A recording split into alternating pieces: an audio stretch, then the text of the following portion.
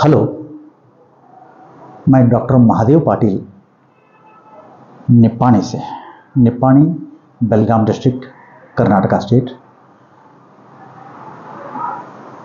तो आपको मैं आज के दिन किडनी फेल्योर का असलियत बताना चाहता हूं। आजकल किडनी फेल्योर पेशेंट्स दिन ब दिन बढ़ते जा रहे हैं, और इतना ही नहीं, आजकल डायलिसिस सेंटर्स ऑलमोस्ट हर गांव में दिख रहे हैं। तो ये किडनी फेल्योर पेशेंट्स दिन ब दिन क्यों बढ़ते जा रहे हैं? 60-70 साल पहले किडनी फेल्योर एक किसी को मालूम भी नहीं था। तो ये हकीकत क्या है, थोड़ा सा समझेंगे तो अच्छा रहेगा। आजकल क्रियाटिनिन बढ़ जाता है तो कहते हैं कि तेरा किडनी फेल हो गया, तेरा किडनी फेल हो गया, तेरा किडनी डैमेज हो गया, तेरा किडनी बर्बाद हो गया, तेरा किडनी काम नहीं कर रहा है, तेरा kidney failure, renal failure, kidney filter नहीं कर रहा है, ऐसे आपको बताते हैं।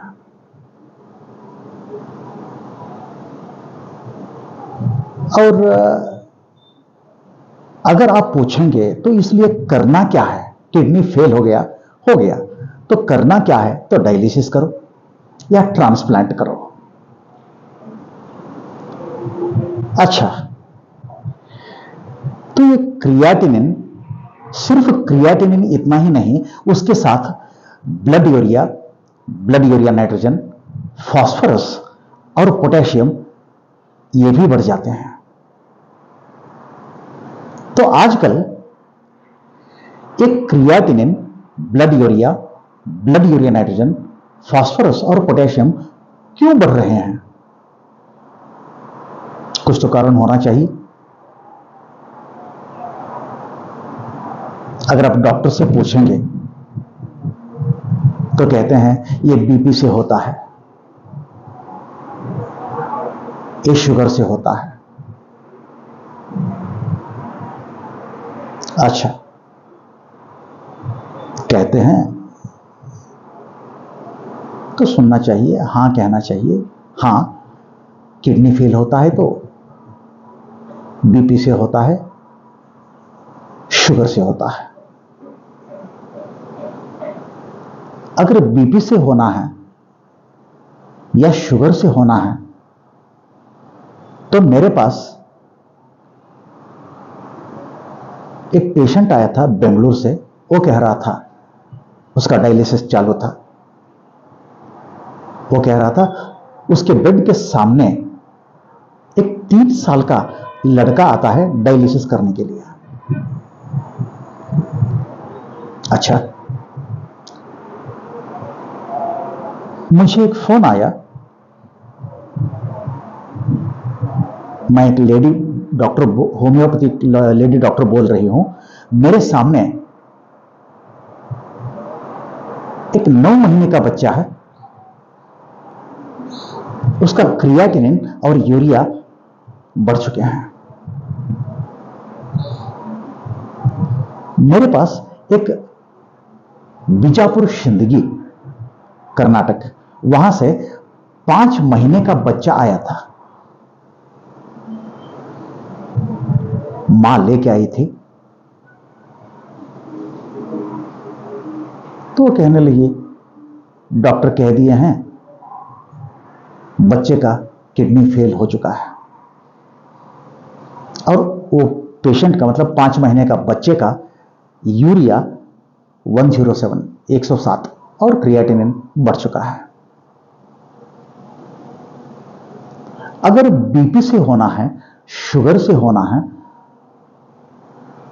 तो ये 5 महीने का बच्चा और वो 3 साल का लड़का, वो 9 महीने का बच्चा,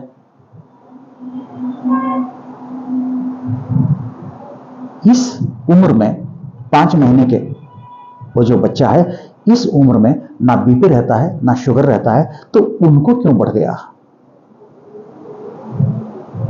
है ना? अगर ऐसा है तो ये बीपी और शुगर से कुछ लेना देना नहीं है। और अगर आप डायलिसिस करवा रहे हैं तो आप डायलिसिस सेंटर जाते हैं तो वहां आप देखे होंगे आजकल बच्चे भी आ रहे हैं। बच्चे मेरे पास यहां पेशेंट्स आते हैं, कहते हैं 6 साल का लड़का या लड़की, 7 साल का लड़का या लड़की वहां डायलिसिस करने के लिए आते हैं। अगर बीपी से होना है, शुगर से होना है, तो ये 5 साल का लड़का, 5 साल का या 7 साल का या इवन ये 5 महीने का बच्चा, इनको क्यों शुरू हो गया? इनको भी ये creatinine, urea, blood urea nitrogen, phosphorus और पोटेशियम इतना ही बढ़ जाता है। और कई लोगों को फास्फोरस और पोटेशियम कम रहते हैं, कई लोगों को एक ज्यादा, एक कम, एक कम, एक ज्यादा। तो ज्यादातर लोगों को इतना ही बढ़ा हुआ रहता है, creatinine, urea, blood urea nitrogen, phosphorus और पोटेशियम। और किडनी फेल होता है तो मेरा प्रश्न यह है कि पेशाब कहां से आता है? कई पेशेंट्स मुझे कहते रहते हैं, मुझे तो पेशाब 1 लीटर, 2 लीटर, 3 लीटर भी पेशाब आता है 24 घंटे के अंदर। अगर 24 घंटे के अंदर 3 लीटर पेशाब आता है तो पेशाब कहां से आ रहा है? तो किडनी फेल कैसा? ऐसे कई पेशेंट्स डॉक्टर से पूछ लिए, क्या डॉक्टर साहब आपको कहते हैं तो ये पेशाब मुझे तो 2 लीटर 3 लीटर आता है, तो किडनी फेल कैसा? तो आजकल कहते हैं तेरा किडनी फिल्टर नहीं कर रहा है, फिल्टर नहीं करता है। तेरे खून में से ये जो creatinine, urea, blood urea nitrogen, phosphorus, potassium ये जो बढ़ गए हैं, वो पेशाब द्वारा बाहर निकलना चाहिए, वो निकल नहीं पा रहा है, तो तेरा किडनी डैमेज हो गया है, फिल्टर नहीं कर रहा है, तो वो खून के अंदर ये बढ़ रहे हैं।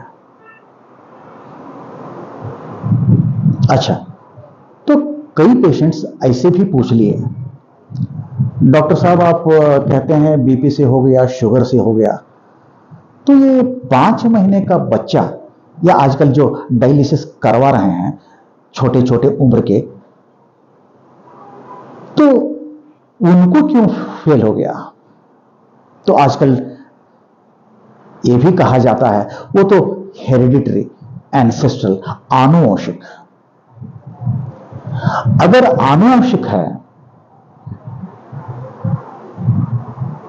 आनुवंशिक मतलब उनके पूर्वज से आया है, वो जीन्स में से आया है, तो 60-70 साल पहले भी किडनी फेल होना था।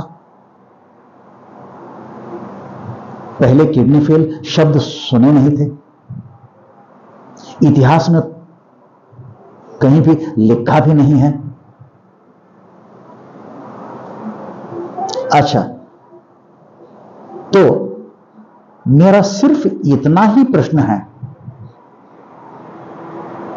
आजकल किडनी फेलियर पेशेंट्स के जो भी पूरे भारत में हो, कहीं भी हो, पूरे भारत में आजकल आप देखेंगे तो सिर्फ इतना ही बढ़ जाता है, 1 creatinine, 2 blood urea, 3 blood urea nitrogen, 4 phosphorus और 5वां पोटेशियम।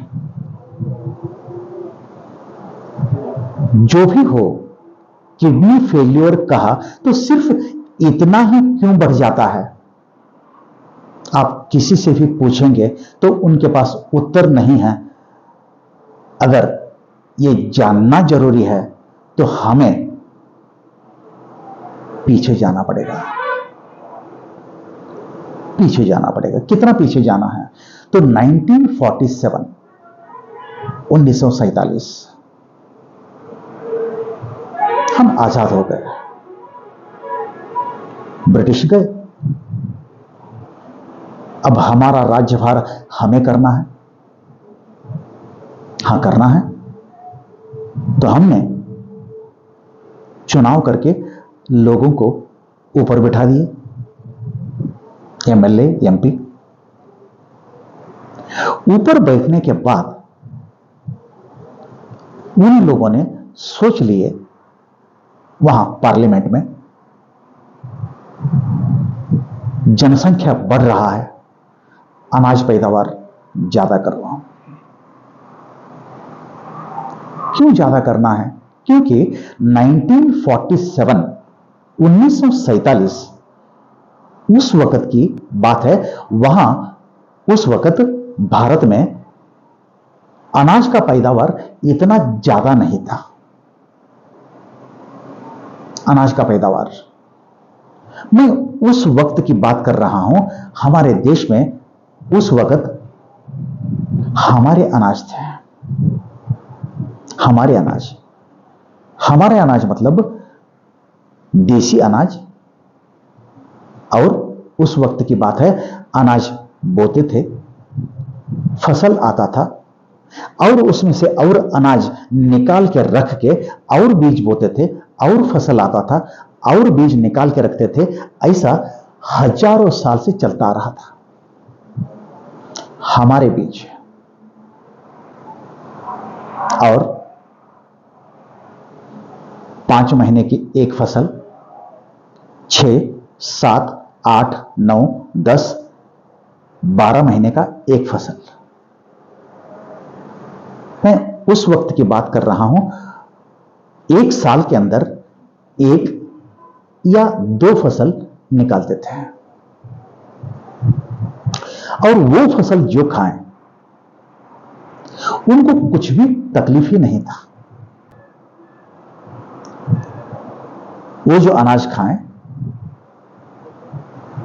उनको रोग नहीं था, तकलीफ नहीं था। तकलीफ नहीं, रोग नहीं, इसलिए डॉक्टर भी नहीं। मैं उस वक्त की बात कर रहा हूं। भारत में उस वक्त में 200-300 गांव में एक डॉक्टर भी नहीं था। मैं एमबीबीएस डॉक्टर की बात कर रहा हूं। उस वक्त सब ये जड़ी बूटी देने वाले थे। इंजेक्शन करना या सलाइन या इवन ड्रिप्स, या ऐसा कुछ नहीं था। ओके, तो वो ऐसा था, वो आगे फसल देने वाला, आगे फल देने वाला, आगे बीज देने वाला, और वो जो फसल खाएं या फल खाएं उनका भी फल आ गया। मतलब मेरे पिताजी का फल मैं हूं, मेरे बच्चे मेरे फल हैं, आपके पिताजी का फल आप हैं, आपके फल आपके बच्चे हैं। पहले फल देने वाला अनाज जो खाएं उनका भी फल आ गया। मतलब पहले अगर आप पूछते थे किसी को भी, एक 1950 की बात कर रहा हूं, उस वक्त की बात, अगर किसी को पूछ लेते थे कितने बच्चे हैं, तो कहते थे कम से कम 6, 8, 10, 12, 15, 2 बीवियां, 20, 25। मेरे पास एक आया था मैसूर से, वो कह रहा था हम तो 31 हैं। ओके, फल देने वाला अनाज वो जो खाएं उनका भी फल आ गया। और आप ये जानते होंगे, एक लेडी कम से कम 10 बच्चों को जन्म देती थी। मैं उस वक्त की बात कर रहा हूं। तो हुआ यूं, हमने चुनाव करके ऊपर बिठा दिए। वहां जाने के बाद पार्लियामेंट में लोगों ने वहां सोच लिए अनाज पैदावार ज्यादा करो तो कैसे करें। उस वक्त की बात, उस वक्त की सरकार, उन्होंने साउथ से, दक्षिण भारत से एक एम.एस. स्वामीनाथन, एक साउथ से स्वामीनाथन उनको लेके आए और उनको कह दिए और उनको ग्रुप का लीडर बना के उनको कह दिए कि आप डेवलप्ड कंट्रीज जाओ और हमें अनाज पैदा ज्यादा कैसा करना, ये हमें रिपोर्ट दे दो। तो उन्होंने अमेरिका गए, स्टडी करके यहां आने के बाद वो रिपोर्ट दिए। वो उसको स्वामीनाथन रिपोर्ट कहते हैं। और वो कहा, भारत में उस वक्त की बात है, एक साल में एक या 2 फसल निकालते हैं। अमेरिका में देखो 4-4 फसल निकालते हैं, हाइब्रिड। तो उस वक्त की सरकार ऐसे सोच लिए, तो हमें भी अनाज पैदावार ज्यादा करना चाहिए। तो भारत और America Indo American hybrid seeds collaboration में, भारत अमेरिका कोलैबोरेशन में Indo American hybrid seeds, hybrid बीज को मंगवा लिया। हाइब्रिड बीज, हाइब्रिड बीज मतलब कंपनी का बीज, पैकेट का बीज। तो आपने क्या किए, वो बीज लाए, बीज बोए, फसल आ गया। एक साल में 4-4 फसल, बहुत अच्छी बात है। प्रगति शुरू हो गया, किसान खुश हो गए, मालामाल हो गए, धीरे धीरे इनकम बढ़ने लगा। अच्छा, ये प्रगति तो शुरू हो गया, लेकिन हुआ यूं, आज आप हाइब्रिड अनाज बोते हैं और फसल जो आता है हाइब्रिड फसल, उसमें से आप हाइब्रिड बीज निकाल के रख के नेक्स्ट टाइम वो हाइब्रिड बीज बोएंगे तो फसल आता नहीं। क्यों आता नहीं? आप जानते नहीं। मैं आपको बेसिक थिंग बता देता हूं, बेसिक। कंपनी ने आपको बीज दिया, आप हजारों साल वही बीज बोना, वही खाना, वही बीज बोना, वही खाना, ऐसे करते जाएंगे तो शॉपकीपर को फायदा क्या है, कंपनी को फायदा क्या है? कंपनी ने आपको बीज दिया, आप हजारों साल वही बीज रखना, बोना और वही खाना, फसल आ गया वही खाओ, ऐसे आप करते जाएंगे तो कंपनी को फायदा क्या है? इसलिए वो कंपनी क्या किया है, आज मतलब वो बीज के अंदर आगे जो फल देने वाला तत्व है, वंशवाहिनी जो है, जीन जो है, उसको उसने कट किया है, एडिट किया है, मॉडिफाई किया है। इसी को जेनेटिकली मॉडिफाइड फूड कहते हैं।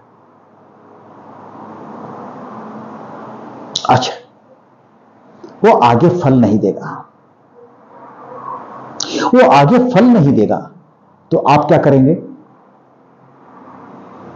तो आपने सोच लिए हमारे अनाज एक साल में जो 10 थैली मिलता है हमें, मैं पुराने दिनों की बात कर रहा हूं, एक साल में 10 थैली जो मिलता था एक साल में, ये 3 महीने में 10 थैली मिल रहा है तो बहुत अच्छी बात है। दोनों दिखने के लिए वैसे ही हैं, दिखना तो सेम है।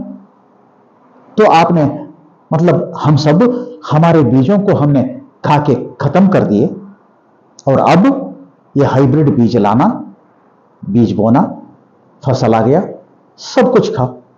बीज बोया, फसल आ गया, सब कुछ खाओ। हाइब्रिड बीज लाना, बीज बोना, फसल आ गया, सब कुछ खाओ। शुरू कर दिए। अब वो जो ये बीज का दुकान है ना, वो कहने लगा बीज चाहिए तो पैसा दे दो, बीज चाहिए तो पैसा दे दो। अच्छा, हमारा पैसा ये बाहर जाना शुरू हो गया। ओके ओके, तो थोड़ा सा जानकारी के लिए, ये हाइब्रिड अनाज कब से शुरू हो गया है? एक्चुअली 1924 अमेरिका में पायोनियर एक कंपनी हाइब्रिड कॉर्न, हाइब्रिड मकई, मराठी में मका कहते हैं उसको, फर्स्ट टाइम हाइब्रिड मका उसको शुरू कर दिया, इजाद किया। 1930 बहुत बड़ा प्रोडक्शन शुरू हो गया और भारत में फर्स्ट टाइम पायोनियर कंपनी का हाइब्रिड मकई वही आया था। अच्छा ओके, अब पुराने दिन वो जरा छोड़िए, मैं आज की बात कर रहा हूं। आज बाजार में जो भी मिल रहा है वो सब हाइब्रिड ही है। आज बाजार में जो मिल रहा है सब हाइब्रिड ही है। हाइब्रिड मतलब वो आगे फल नहीं देता है, बीज नहीं देता है, उसका फसल नहीं आता है। तो आज लोग ऐसा अनाज जो खा रहे हैं, मतलब आगे फल नहीं देता है, ऐसे अनाज जो खा रहे हैं, आज उनका फल आना बंद हो गया है। आजकल स्पर्म काउंट 0 आ रहा है, आगे फल नहीं देगा। ऐसे अनाज खाएंगे तो आज आपका भी फल नहीं आना, ऐसा शुरू हो चुका है। अच्छा, हमें तो बच्चे चाहिए, हां चाहिए, तो आजकल ये टेस्ट बेबी भी आ गया। स्त्री का अंडाणु, दूसरों का शुक्राणु, वो दोनों फर्टाइल करो, पेट में रखो, डेवलप करो और बच्चे पैदा करो। मुफ्त है क्या? पैसा दे दो, 2.5 लाख, 3 लाख, 5 लाख, 10 लाख। अगर आप इनोवा से उतरेंगे तो 20-25 लाख। साड़ी अच्छा है, गहने अच्छे हैं तो 50 लाख। अच्छा, बीज चाहिए तो पैसा दे दो, बच्चे चाहिए तो पैसा दे दो। ये दोनों जो हैं ये हमारे देश के नहीं है, भारत का नहीं है। ये हाइब्रिड देने वाला अमेरिका और टेस्टी बेबी लंदन। अच्छा ओके, आजकल बीज चाहिए तो पैसा दे दो, बच्चे चाहिए तो पैसा दे दो। मैं ये कह रहा हूं बीज अभी आपको कह रहा था जेनेटिकली मॉडिफाइड फूड, वो जीन्स आगे जो फल देने वाला जो तत्व है उसको उन्होंने मॉडिफाई किया है, एडिट किया है। अच्छा, बहुत से किए हैं, बहुत से। 9 महीने का फसल 3 महीने के अंदर, वो आगे फल नहीं देना। और क्या किया, बहुत से किया। आपको मैं एक उदाहरण बता देता हूं और आगे और बताऊंगा। भारत में 93-94 एक बहुत बड़ा केस हो गया है, BT cotton seeds case. BT cotton seeds case, कपास का बीज का केस। क्या हो गया था, 93 में बीटी कंपनी बाजार में कपास का बीज लाए और ऐसे एडवर्टाइजमेंट किए, अगर आप हमारे बीज बोएंगे तो जो फसल आएगा उस फसल को कीट बाधा नहीं रहेगा, कीट बाधा नहीं रहेगा। अगर कीट बाधा नहीं है तो फसल ज्यादा आएगा, तो आपके हाथ में पैसा ज्यादा मिलेगा। किसान को तो उतना ही चाहिए था। उन्होंने वो बीटी कंपनी का कपास का बीज लाए, बोए, फसल भी आ गया, अच्छा आ गया, लेकिन हुआ यूं, वो फसल काट के चारा निकाल के वो जानवर को खिला दिए, जानवर मर गए। वो चारा जो खाएं वो सब जानवर उसी क्षण मर गए।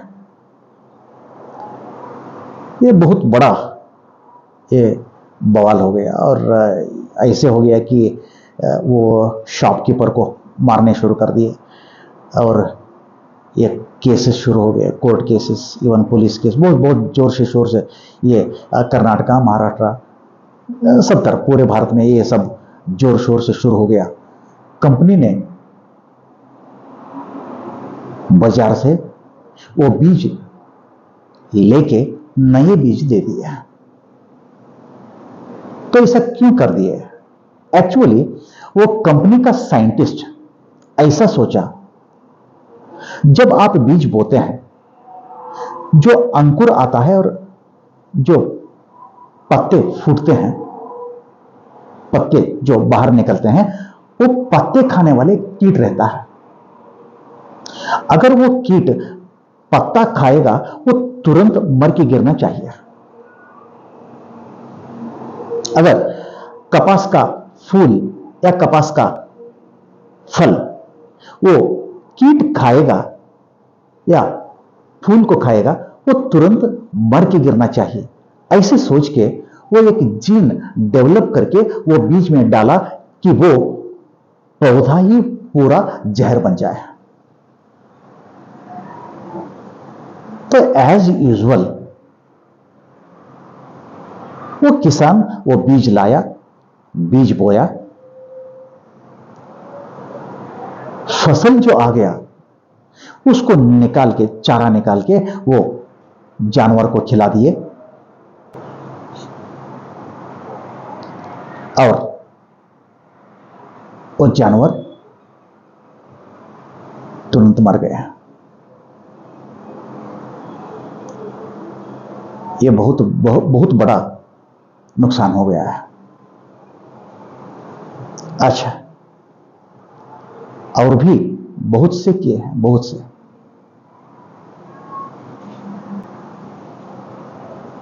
अच्छा,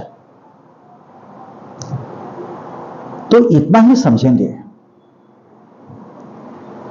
वो बीज के अंदर बहुत से चेंजेस किए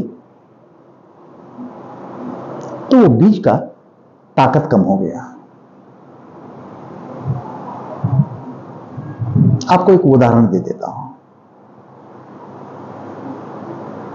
एक सड़क हादसा होता है, एक आदमी का XYZ, उसका हड्डी टूट जाता है, तो आजकल स्टील रॉड डालते हैं। आप जानते हैं, स्टील रॉड डालने के बाद उसका ताकत कम होता है, पहले जैसे नहीं रहेगा। अगर उसका ताकत कम होता है तो रोग ज्यादा होते हैं। अच्छा, जब वो बीज के अंदर ऐसे चेंजेस करने के बाद वो बीज का ताकत कम हो गया, वो बीज लाए, वो बीज बोए, फसल का ताकत कम हो गया, फसल का ताकत कम तो रोग ज्यादा, फसल का रोग मतलब कीट बाधा ज्यादा, कीट बाधा, तो उसके लिए करना क्या है? तो कीटनाशक मारो, कीटनाशक। बीज चाहिए, पैसा दे दो, बच्चे चाहिए, पैसा दे दो, कीटनाशक चाहिए, पैसा दे दो। आज फसल कीटनाशक के ऊपर, दवा के ऊपर जीना शुरू हो गया, और ऐसे जो अनाज आज खा रहे हैं उनका ताकत भी कम, और वो भी दवा के ऊपर जीना शुरू हो गया। हमारे अनाज जो था, मतलब मैं 1947 की बात कर रहा हूं, उस दिनों में, उन दिनों में ये जो हमारे अनाज था उसको बिल्कुल दवा का जरूरत नहीं था, और वो जो अनाज खाएं उनको भी दवा का जरूरत नहीं था। आजकल फसल ही दवा के ऊपर जीता है, और वो जो अनाज खा रहे हैं उनका भी दवा के ऊपर जीना शुरू हो गया। और क्या हो गया? गवर्नमेंट ने कहा तो कुछ भी कर, अनाज पैदावार ज्यादा कर। तो कैसे करें? 1951 भारत में सल्फेट का फैक्ट्री शुरू हो गया। सल्फेट, अमोनियम सल्फेट, आप सब जानते हैं, किसान जो हैं वो सब ये जानते हैं।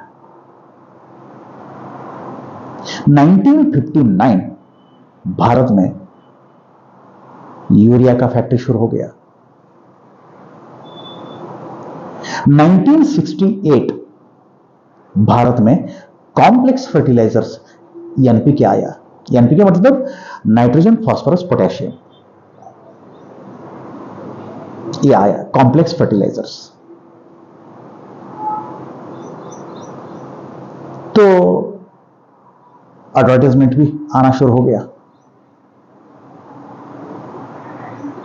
ये बड़े बड़े स्क्रीन्स और 3 थैली, उसके ऊपर एनपीके, नाइट्रोजन, फास्फोरस, पोटेशियम, और 17 17 17, 18 18 18, 19 19 19, 20 20 20, 10 26 26, 10 46 46, 24 24 0, ये सब एडवर्टाइजमेंट आना शुरू हो गए। और वहां नीचे लिखा था अधिक फसल के लिए इसका इस्तेमाल करो। तो आपने करना शुरू कर दिया, हाइब्रिड अनाज बोया, यूरिया डाला, 3 महीने को जो 10 थैली मिलता था वो अब 20-25 आना शुरू हो गया, ज्यादा आ रहा है। तो आपने क्या कर दिए, हर 3 महीने में हाइब्रिड अनाज बोना, यूरिया डालो, और 20-25 थैली अनाज निकालो, ज्यादा आ रहा है। तो आपने ऐसा हर 3 महीने के अंदर 1 थैली यूरिया डालना शुरू कर दिए। 3 महीने के अंदर 1 थैली यूरिया डालो, अनाज पैदावार ज्यादा करो। ये 1959 से शुरू हो गया, और 1968 तब तक एनपीके आया था। अब आपने हाइब्रिड बीज बोना, यूरिया एनपीके डालो एक एक थैली, और अब ये 35, 40, 45 आना शुरू हो गया, ज्यादा आ रहा है। तो आपने एक साल में 4 फसल तो निकाल रहे हैं, और हर फसल को आप एक थैली यूरिया, एक थैली एनपीके डालना शुरू कर दिए। और कई किसान ऐसे सोच लिए, अगर एक थैली यूरिया, एक थैली एनपीके डालता हूं तो ये 10 का 40, 45 आ रहा है, तो 2-2 थैली डालेंगे तो और भी ज्यादा आ जाएगा। शुरू कर दिए, 2 थैली डालो, 5, 10, 20, 40, 50 शुरू हो गया, और कंपटीशन से शुरू हो गया, स्पर्धात्मक। अगर वो 50 डालता है तो मैं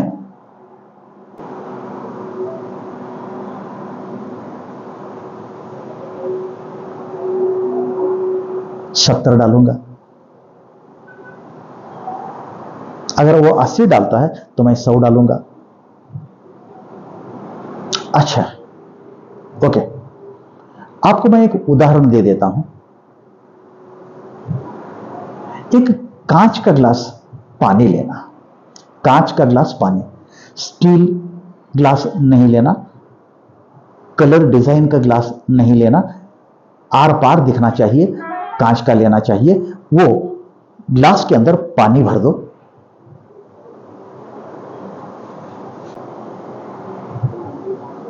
और यहां एक 5 किलो चीनी, शुगर रख दो। 1 चम्मच शुगर वो पानी में डाल दो, 1 गिलास पानी के अंदर 1 चम्मच शुगर डालो। 2, 3, 4, 5 चम्मच शुगर डालो, और उसको हिला देना। होता क्या है, 1 गिलास पानी में 5 चम्मच शुगर बहुत जल्द वो घुलता है। अच्छा, अब 8, 10, 15 चम्मच डालो, तो पानी तो उतना ही रह गया, शुगर बढ़ गया। अब घुलना, डिसॉल्व होना कम हो गया। होता है, धीमे गति से होता है। अब 20, 30, 40, 50, 60, 63 चम्मच डालो। क्या होता है, अब घुलना बंद हो गया। 1 गिलास पानी में, पानी तो वैसा का वैसा ही रह गया, 63 चम्मच, 63 चम्मच शुगर डालने के बाद अब घुलना बंद ही हो गया, घुलेगा ही नहीं। अब अगर यह समझ में आता है या करके ही देखना चाहिए। अगर समझ में आता है तो आगे का भी समझ में आ जाएगा। समझो, आपका इतना जमीन है, आप किसान हैं, आपका इतना जमीन है, आपका 1 गुंठा, 10 गुंठा, या 1 एकड़, 10 एकड़, या जो भी हो, आपका जितना जमीन है उतना। भारत में फर्स्ट टाइम यूरिया आया 1959। आपने यूरिया डाला, 10 का 20-25 आ गया। वो कहां घुल गया पता नहीं लगा, लेकिन 10 का 20-25 आ गया। ये ज्यादा आ रहा है करके आपने क्या कर दिए, हर 3 महीने के अंदर 1 थैली यूरिया डालना शुरू कर दिए। 1968 आ गया। अब 1 थैली यूरिया 1 थैली एनपीके डालना शुरू कर दिया।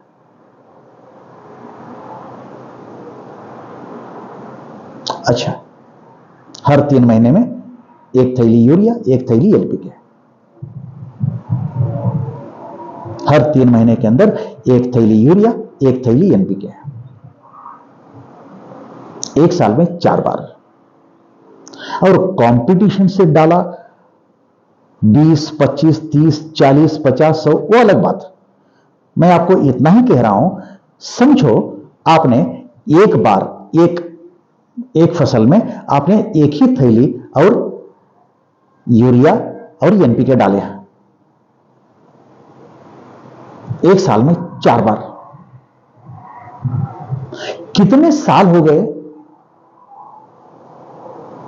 1959 से 2022, अभी 23 चल रहा है, अभी पूर्ण नहीं हुआ है, 22 तक ले लो, 63 इयर्स हो गया। 63 इयर्स, 63 इयर्स इंटू 4, 1 साल में 4 और 63 साल हो गए, तो हुआ यूं 252 बैग्स ऑफ यूरिया आप खेतों में डाले हैं, और 200 बैग्स के ऊपर आप एनपीके डाले। मैं 1 साल में 4 थैली यूरिया, 4 थैली एनपीके, इतना ही कह रहा हूं। आप 50-100 जो डाले हैं वो अलग बात। ये 63 चम्मच शुगर डालने के बाद ये गिलास पानी क्या हो गया? सब जम गया, मतलब अब ये सब शुगर ही हो गया। ये पानी अब उपमा में डालो, उपमा स्वीट बन जाएगा, सांबार में डालो, सांबार स्वीट बन जाएगा। वैसा ही आपके जमीन में 63 इयर्स जो यूरिया एनपीके डाले हैं, अब जमीन के अंदर वो ज्यादा हो चुका है। आपके जमीन में वो ज्यादा हो चुका है, और इस जमीन में आप जो भी अनाज उगाएंगे वो अनाज में वो भी आ जाएगा। अब वो आ गया है, अब आप खा चुके हैं, वो अनाज आपके पेट के अंदर गया, अब खून के अंदर आया। अब आपका, मैं आज के दिन की बात कर रहा हूं, आज के दिन आप खून का टेस्ट करेंगे तो वही ब्लड यूरिया नाइट्रोजन, फास्फोरस और पोटेशियम यही रिपोर्ट में दिखा रहा है।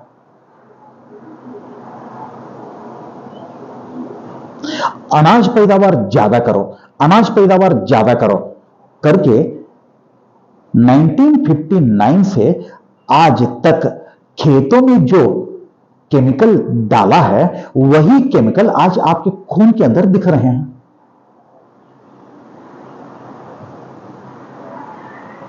मैं आपको ये केमिकल जो डाले हैं जमीन के अंदर, यूरिया एनपीके, अनाज पैदावार ज्यादा करने के लिए, इतने सालों से आज भी मैं इस क्षण की बात कर रहा हूं, इस क्षण को भी आप खेतों में यही डाल रहे हैं। और ये जो डाल रहे हैं जमीन में इतना ज्यादा हो चुका है, और वही अनाज द्वारा आपके खून के अंदर आ रहा है, वही ब्लड यूरिया नाइट्रोजन, फास्फोरस और पोटेशियम। तो ये क्रिएटिनिन क्या है? क्रिएटिनिन मतलब आपके खून के अंदर गंदगी बढ़ रहा है, वेस्टेज बढ़ रहा है। तो ये वेस्टेज कहां से आ रहा है?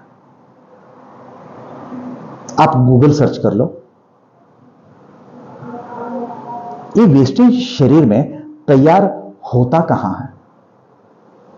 ये मांस में तैयार होता है। अच्छा, आप ये देखे होंगे, अगर आपके इर्द गिर्द नजदीक कोई किडनी फेलियर पेशेंट्स हैं और भी स्टडी के लिए, और एक 8-10 लोगों का रिपोर्ट्स देख लेना, आपको यही नजर आएगा जिसका यूरिया बढ़ रहा है उसका क्रिएटिन बढ़ता है। यूरिया बढ़ गया, क्रिएटिन बढ़ गया, यूरिया बढ़ गया, क्रिएटिन बढ़ गया, यूरिया कम, क्रिएटिन कम, यूरिया बढ़ गया, क्रिएटिन बढ़ गया। यूरिया 300-400, क्रिएटिनिन नॉर्मल, एक भी पेशेंट का रिपोर्ट नहीं है। क्रिएटिनिन 10, 20, 30, 40, यूरिया नॉर्मल, एक भी पेशेंट नहीं है। यूरिया बढ़ जाता है तो क्रिएटिन बढ़ता है। बॉर्डर लाइन में आपको उतना दिखेगा नहीं, ऐसे भी पेशेंट्स हैं जिनका क्रिएटिनिन अभी 1.6 है तो उसका यूरिया 30 है, जिसका क्रिएटिनिन 1.8 या 2 तक है उसका यूरिया 40 तक है। ऐसे भी पेशेंट्स हैं। बॉर्डर लाइन में आपको दिखेगा नहीं, जैसे जैसे जैसे दिन बढ़ता जाएगा वैसा ही यूरिया बढ़ता जाएगा तो क्रिएटिन बढ़ता चला जाएगा। अगर यूरिया बढ़ता है तो यूरिया कहां से आ रहा है? जमीन से आ रहा है। अगर जमीन से यूरिया एनपीके आपके खून के अंदर आ रहे हैं तो ये क्रिएटिनिन जमीन से ही आना चाहिए। तो जमीन से एक क्रिएटिनिन गंदगी कैसे आता है थोड़ा सा देख लेंगे। आजकल हमारे घरों में हमने टॉयलेट्स, संडास टॉयलेट्स बना चुके हैं। 50 साल पहले यह सब नहीं था। हम बाहर जाते थे, खेतों में जाते थे, खेतों में जाके हम संडास करके आते हैं। तो होता क्या है, वो खत बन जाता है, खाद बन जाता है। मराठी में उसको सोनखत कहते हैं। सोनखत, सोने से भी अच्छा। सब लोग जाके वहां संडास करके आते हैं खेतों में, तो वो सब टॉप क्वालिटी का मैन्योर खत बन जाता है, खाद बन जाता है। अच्छा, समझो एक गाय या एक भैंस गोबर डालता है तो वो क्या बनता है? वो भी खत बन जाता है। आप देखे होंगे 2 दिन के अंदर उसके अंदर कीड़े बन जाते हैं। आगे के 2-3 दिन के अंदर वो सब मिट्टी बना के छोड़ देते हैं। वो कीड़े जो हैं वो कोई ला के छोड़ता नहीं है, नैसर्गिक तैयार हो जाते हैं। अच्छा, ऊपर से एक सूखा पत्ता गिर गया, समझो एक पेड़ गिर गया या जानवर मर गया, कुछ भी ऊपर डालो या नीचे डालो, वो क्या होता है? वो सब मिट्टी बन जाता है, मिट्टी बन जाता है। ऊपर से जो भी गंदगी गिर रहा है उसको खा के अच्छा सा मिट्टी बना के देने का काम ये धरती हजारों, लाखों, करोड़ों साल से ये काम चालू है। धरती क्या करती है? ऊपर से जो भी गंदगी गिरता है उसको खा के अच्छा सा मिट्टी, फर्टाइल सॉइल तैयार करके देती है। अच्छा, इसका मतलब क्या है? जमीन जो है निर्जीव वस्तु नहीं है। जमीन निर्जीव वस्तु नहीं है, जमीन के अंदर जीव है। जमीन के अंदर जीव है, ये कौन कहता है? जमीन जीवित है, ये कौन कहता है? एक किसान और एग्रीकल्चर यूनिवर्सिटी प्रिंसिपल क्या कहते हैं? अगर बिना केमिकल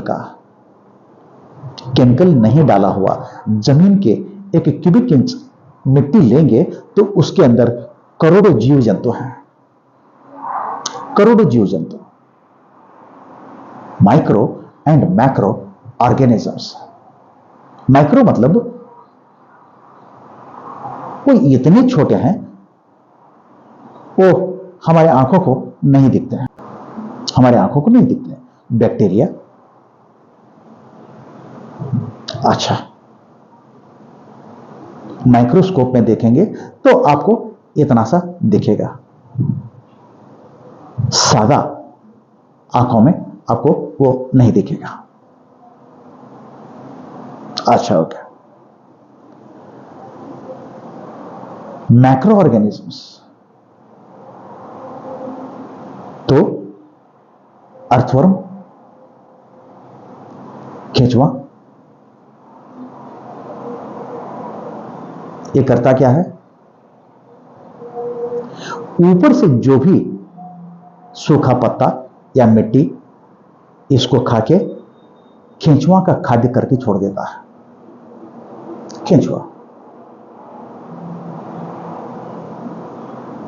ये केंचुआ का खाद्य वर्मी कंपोस्ट, उसके अंदर आप जो भी अनाज उगाओ, अनाज ज्यादा और फसल भी ज्यादा और ताकत भी ज्यादा। मैं पहले की बात कर रहा हूं, ये 55-60 साल पहले बारिश हो जाए तो ये केंचुआ ऊपर ही दिखते थे, ऊपर। मुझे बचपन के दिन याद आते हैं, हम जब खेतों में बारिश के मौसम में बाहर निकलते थे तो खेतों में पांव रखना कहां यह समझ में नहीं आता, इतने केंचुआ आपको दिखते थे। अच्छा, जब आपने यूरिया, एनपीके और ये छिड़काव सब शुरू कर दिए तो हुआ क्या? ये सब केंचुआ मर गए। दिखने वाला जीव केंचुआ मर गया, न दिखने वाला जीव बैक्टीरिया वो पहले से ही मर चुका है। मैं आज की बात कर रहा हूं, चाहिए तो आप आज खेतों में जाके देख सकते हैं। मैं आज की बात कर रहा हूं, अपने खेतों में आज एक भी केंचुआ नहीं है, बिल्कुल नहीं। ऊपर से जो गंदगी खाके अच्छा सा मिट्टी बना के देने का काम जो चल रहा था, आज वो काम बंद हो चुका है। पहले जो केंचुआ या बहुत से जीव सृष्टि जो जमीन के अंदर पनप रहा था, आज आप उस सृष्टि को बिगाड़ दिया है। समझ में आ रहा है आपको? ये जमीन के ऊपर कैसे हम सब मनुकुल रहता है, जो भी सृष्टि जो चल रहा है, यहां हर एक पेड़ पौधों को भी जीव है, सबको जल चाहिए, जल ही जीवन है। बैक्टीरिया को भी चाहिए, सब लोगों को या सब प्राणियों को, सबको चाहिए। इसलिए वो ऊपर से बारिश होता है, पहले बारिश का पानी जो है वो जमीन के अंदर उतर जाता था। आजकल जैसे ये फ्लड्स नहीं आते थे, जमीन के अंदर पानी ये रह जाता था और 12 महीने उसका असर दिखता था। 12 महीने नदियां इवन नाला बहते थे, जमीन के अंदर पानी खींच लेता था। मैं आज की बात कर रहा हूं, जब आप केमिकल डालना शुरू कर दिए, केमिकल इतना डाला है, आज जमीन इतना बिगड़ चुका है, जमीन के अंदर सृष्टि नहीं है, जीव नहीं है, पत्थर जैसा बन चुका है। आज ऊपर से जो भी बारिश होता है, पानी जो जमीन के अंदर उतर नहीं पाता है, तो वो जल्दी बाहर आ जाएगा और फैल रहा है। ओके, वो जो है कर्मों का फल है। हमने जो निसर्ग को किया है वही हमें भुगतना पड़ रहा है। ओके, तो मैं आपको यह कहना चाहता हूं, आज के दिन आपको जमीन के अंदर एक भी कृमि, वर्म्स, अर्थवर्म बिल्कुल नहीं दिखेगा, खिंचवा नहीं दिखेगा। जब आपने केमिकल डालना शुरू कर दिए, जमीन के अंदर का सृष्टि बिगड़वा दिए, इतना बिगाड़ चुके हैं, अब जमीन के अंदर कुछ रहा ही नहीं है। और एक आपको मैं छोटा सा उदाहरण दे देता हूं। घर में बीवी 1 जनवरी को कहा मैं मायके चले जाऊंगी, और आपने कह दिया हां जाओ, 1 महीने के लिए मैं मायके चले जाऊंगी, हां जाओ, और वो गई। तो 31 जनवरी तक घर क्या होता है, घर का अवस्था क्या होता है, बुरा हाल होता है, घर गंदा हो जाता है, क्योंकि क्लीन करने वाला कोई नहीं है और सब गंदगी बढ़ना शुरू हो जाएगा। व्हाट्सएप मैसेज आया आपको बीवी का, और कहने लगी अब मैं फरवरी 28 को आऊंगी। तो फरवरी महीना वो नहीं आई, तो और 1 महीना घर क्या होता है, और भी गंदा ज्यादा होता है।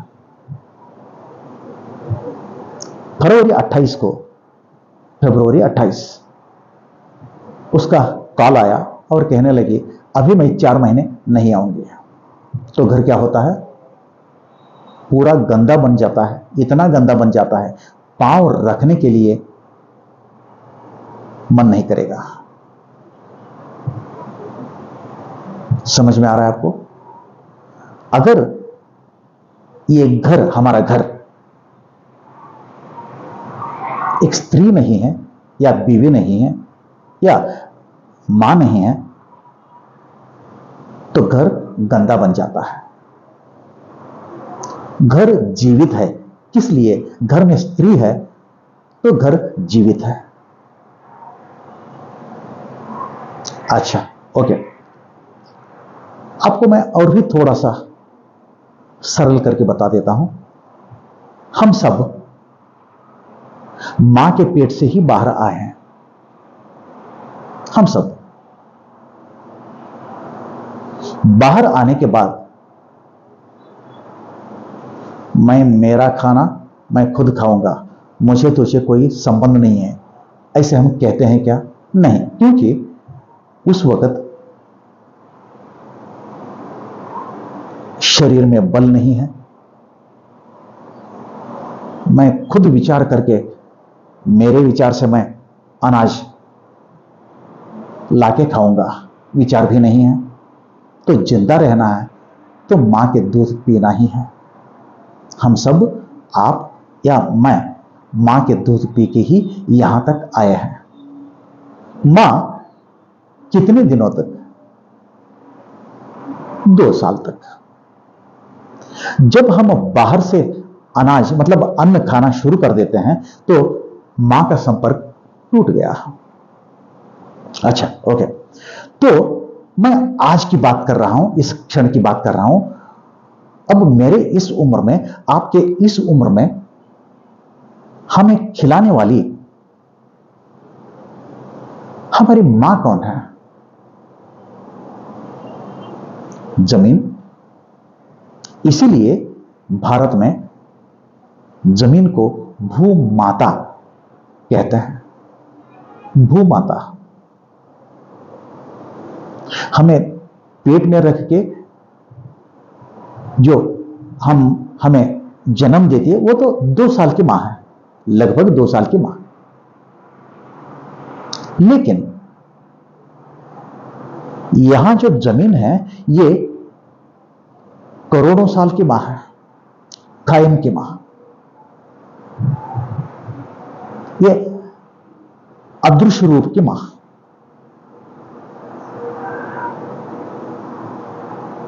जब तक मां अच्छी है हम सब अच्छे हैं। जब मां को ही आप यूरिया एनपीके डाल के उसका जीव निकाल रहे हैं तो हमारा भी जीव अब जल्द ही निकल रहा है। बात को समझो।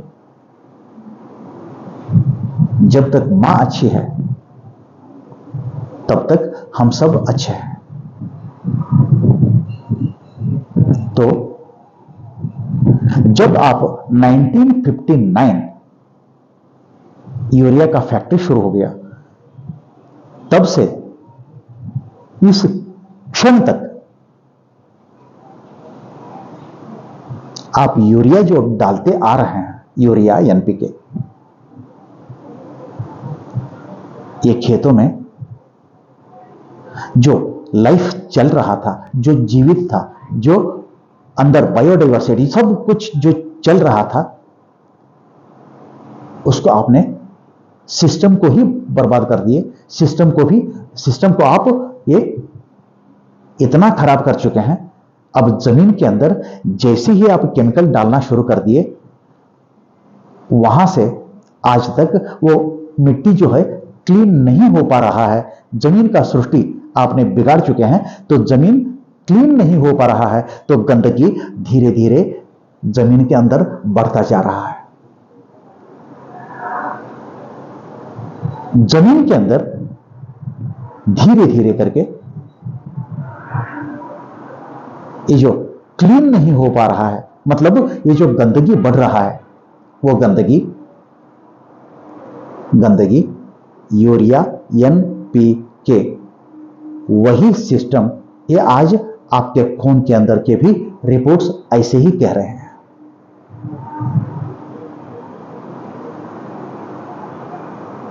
समझ में आ रहा है आपको? जैसी करनी वैसी भरनी। आप सिर्फ ऊपर देख रहे हैं, जमीन के अंदर जो नीचे चल रहा था उस सिस्टम को आप देखा ही नहीं। जो केमिकल आपने खेतों पे डाले हैं वही केमिकल आज आपके खून के अंदर आना भी शुरू हो गया।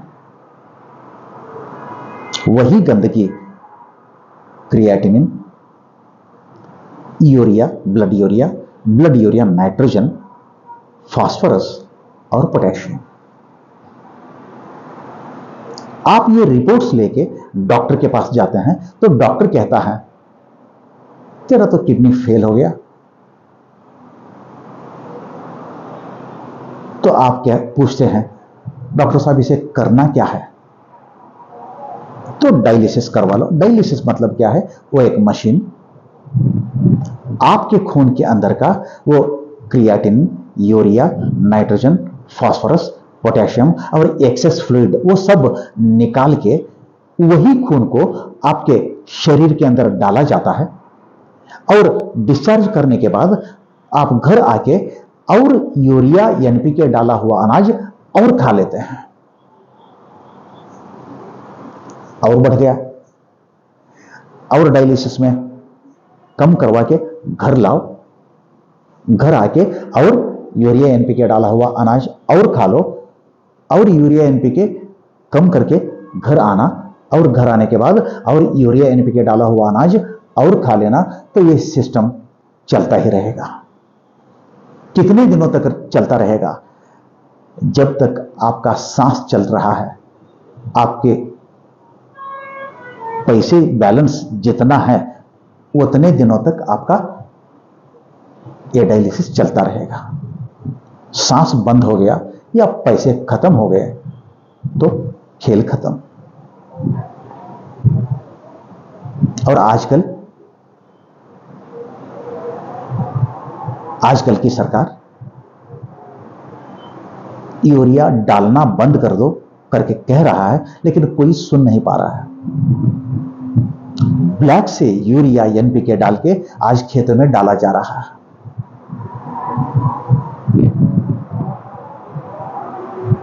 खुद का बर्बादी शुरू हो चुका है। इसलिए मैं कहता हूं, आज के बाद अगर आपको डायलिसिस से मुक्त होना है तो पहले जमीन, धरती मां, भूमाता, उसको अच्छे बनाओ और आप खुद अच्छे बनो। और इतना ही नहीं, मैं कहता हूं आज के बाद देसी अनाज, और वो भी यूरिया एनपीके कुछ भी नहीं डाला हुआ, खाना शुरू कर देंगे तो आपके खून के अंदर यूरिया एनपीके नहीं बढ़ेगा। अगर ये नहीं बढ़ता है तो डायलिसिस की तरफ जाने का नौबत भी नहीं आएगा। और बहुत से लोगों ने मेरा दवा लेके, और ये ऑर्गेनिक फूड, मतलब जैसे पुराने तरीके से हम अनाज उगाते थे वैसा अनाज खा के आजकल डायलिसिस बंद भी करवा चुके हैं। अच्छा, तो अब हमें करना क्या है? मैं कहता हूं आज के बाद देसी अनाज विदाउट केमिकल का आपको खाना चाहिए। ये मिलते कहां हैं? अगर ये ऐसा है, देसी अनाज मिलते कहां है? बाजार में तो मिलता नहीं। अच्छा, तो हमें करना क्या चाहिए? ये तो पार्ट 1 हो गया। नेक्स्ट पार्ट में आपको वो भी डिटेल में बता दूंगा। Thank you.